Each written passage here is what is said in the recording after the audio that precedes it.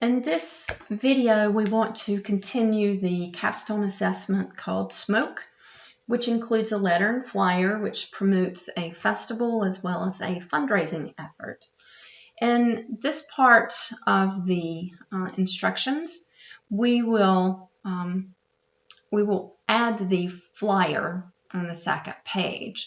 So we've included this table, which we created and formatted, but on the second page, we want to include another table that we'll create from scratch, and it will include the flyer.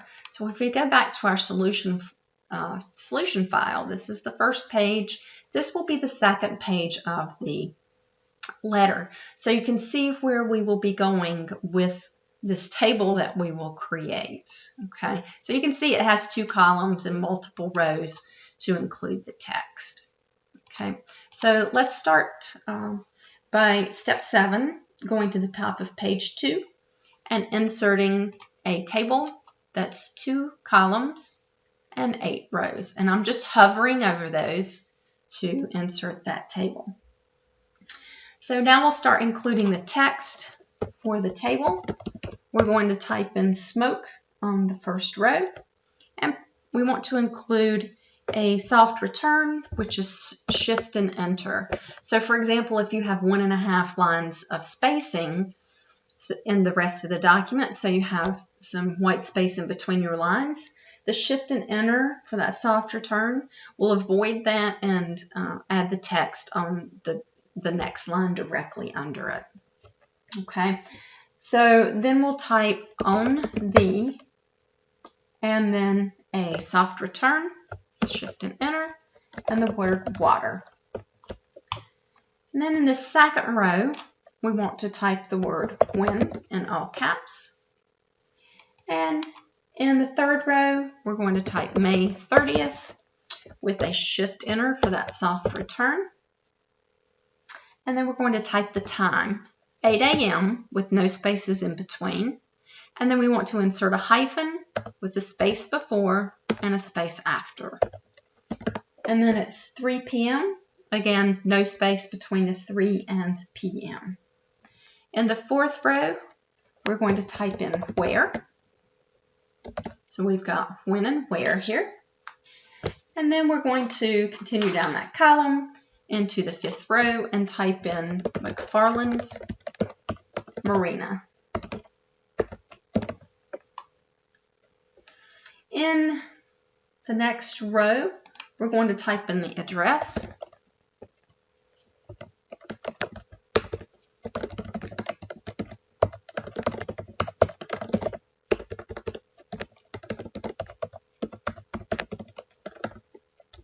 There is no comma there, so we're going to include Newberry, NC. And then in the 7th row, we'll include who it's featuring. And there's 1 space after that colon.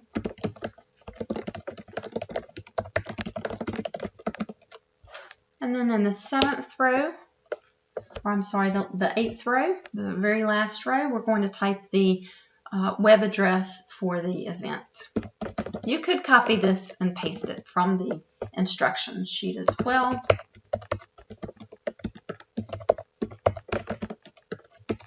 So that you're less likely maybe to make a typo. Okay, so next you can see where we're going with this. We've typed in all of this text. We'll go back and format the font later. And we're going to do this in the next step and complete that second column as far as the text is concerned. So we're going to merge all of the cells in the second column. So I'll highlight those, right-click and merge, and then we'll go ahead and start typing our text there.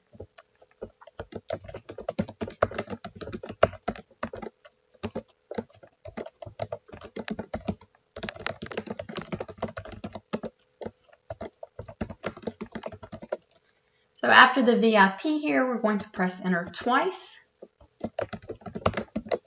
to distinguish between advanced tickets and at the gate.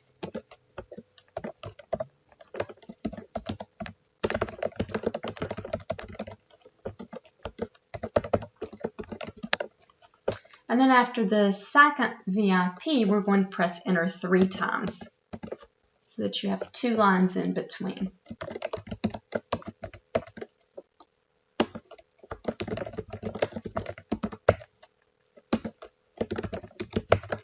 And then we'll add the sponsors.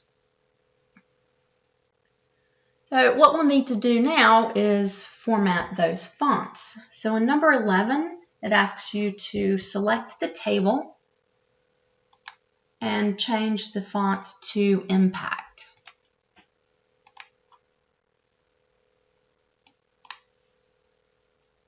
Then we're going to change the font size in all of the entries in column 1 according to what it tells you in number 11 in the instructions. And it tells you that this last line might go over into the next page, and that's okay. We will correct that later. So in cell 1, we want the font size to be 90 points, and I'm just going to type that in so I do not have to go down the drop-down box for that. And then in cell 2, we want this to be 24. And then the next one, in the row 3, 36. And row 4 will be 24. And you'll see a pattern here, both the when and where were 24. So the McFarland Marina will be 36. So again, you see a pattern there. The date and time were 36, and the place or the location is 36. So the address here will be 14-point font. And the next row will be 20. And the last one with the URL will be 14.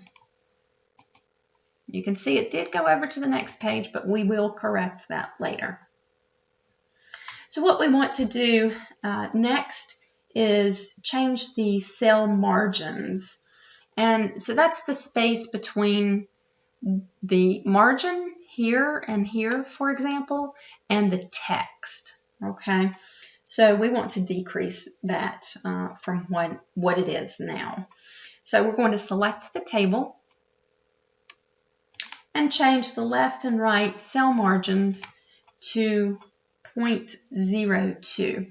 So if you go to the Layout tab under Cell Margins, we're going to change the left to 0.02 and the right to 0.02. And that decreases that margin between the border and the text. And that's just the left and right for that one.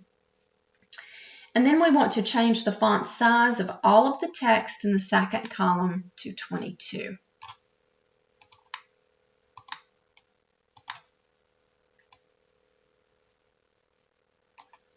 And then we're going to apply Align Center Alignment to all of the text in the second column.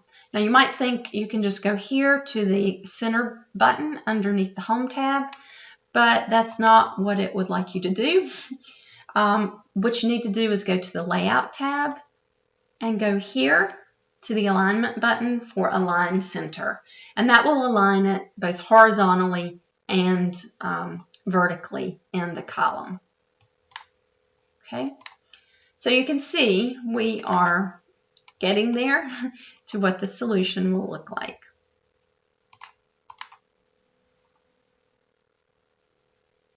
Then what we want to do is change the document margins to narrow.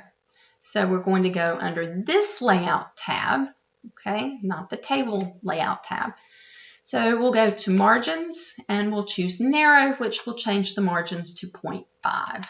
Okay, so when you do that, it should bring this last line back up to that same page. Okay. Next, we want to add a border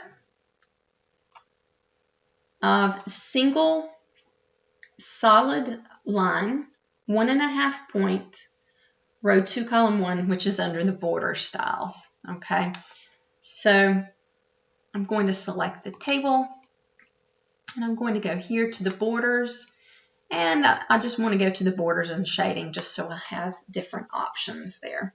So we're going to go to single solid line, which is what is selected as well. But it's 1.5 point, row 2, column 1 under the border styles. So we've got half point there, so we're going to go to 1.5. And that should work for the styles there, or for the borders. Okay. So there are other ways that you can go into the borders. So you could go here under table design to border styles and choose the option for single solid line 1.5 point. You see that's a 0.5 point. This is 1.5 points, and select that. Okay, so you can apply that to the outside borders. Okay, oops, press delete there. Okay, so we want to change the pen color to red because we're going to make this middle border red. Okay, so we're going to choose the pen color. Just click in the table. I want to choose the red, which is right here. It's the standard color. And we're going to apply that red border to the vertical border here. So it gives you that pen, and when you have that pen, you have to draw the border. Okay, just go down that center border. And then when you are through with that, just press escape. Okay. So then we want to select the table and apply shading of black text 1.